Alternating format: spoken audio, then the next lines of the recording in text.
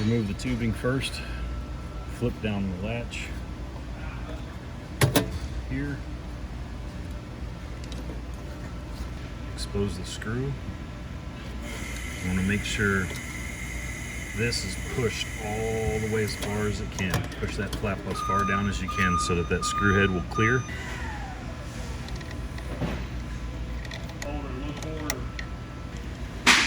Then I had to take a small flathead and push up underneath the screw once it's loose.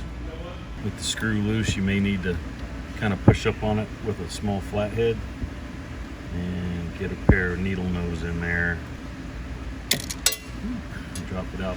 So when you're putting it back on, you might want to put maybe a little piece of tape or something on that Phillips head, or if you got a magnetic Phillips head, that might be the best bet. With the screw removed, you may want to flip that closed again to give you access to this little tab here. This tab you won't really feel it click or anything. You're just going to kind of push down on it. It's kind of like a lever. And as you push down on it, hold some tension on it with your thumb, then you can twist. Then you'll be able to twist the boxer pump a quarter turn counterclockwise and off.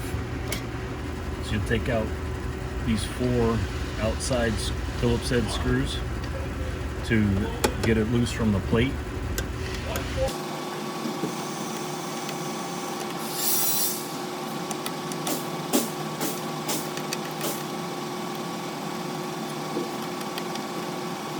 Get them loose. They may not just pull all the way out. They're loose in there. You should be able to pull it up and out. Notice there is a rubber gasket on the bottom side that you want to make sure stays in place when you either swap it or put this back in. You are tethered by the wire that goes to the board, so when you tip it, you might want to go ahead and grab those screws, tip it out, get those screws out. This one has spade connections on the back posts of the boxer pump motor, so you can remove it here.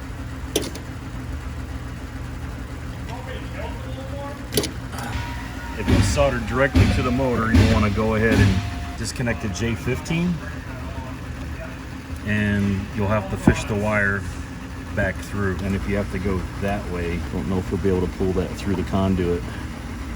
You might be able to pull that through the conduit without tearing the wires or other wires. And then reassemble. Make sure that rubber gasket is pushed in correctly on the bottom side here. Put the motor through the hole. And you want to make sure that this tab, when you mount it, is facing to the left.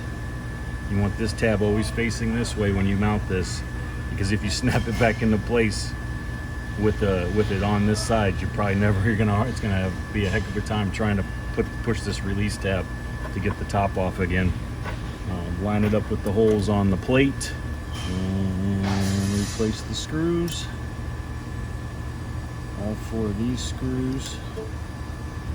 You'll feel them bite. You might have to rotate a little bit as you're trying to tighten. Make sure you feel like they start biting. Don't over tighten. Now you can snap the pump head. So on the new one, you will have to disassemble it first, obviously, so that you can put this back in. But you'll want, if you remember how this was rotated, the latch and the lever go to the left, just like the release tab. You'll see you've got pins on the motor there that need to line up to those crosshairs inside. Lay it over the shaft in the center, about a quarter of a turn off, and you'll just kind of rotate until you feel it drop. And you feel it snap in. It clicks, and then you want to rotate it up, pushing down until it clicks. Now it's clicked in place.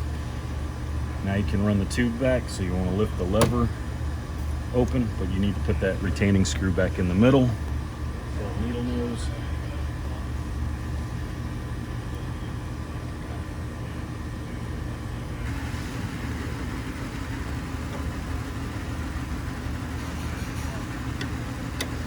find that hole, drops down in, tighten it. Don't over tighten, just get it so that it's just snug and it's low enough it's not going to impede anything. It doesn't get in the way of the latch when you close it.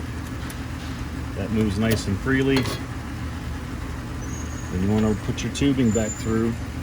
You want to make sure that it's in there correct, in the path of flow.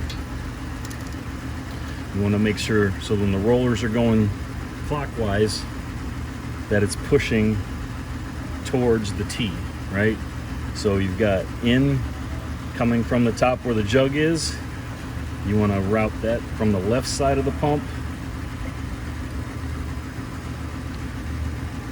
over those rollers inside, lay it in these little wings on the outside to help guide the tube. Once it's just sort of resting in there nice and easy, go ahead and latch it down. Make sure the tube's still in those wings for a guide, and you should be good.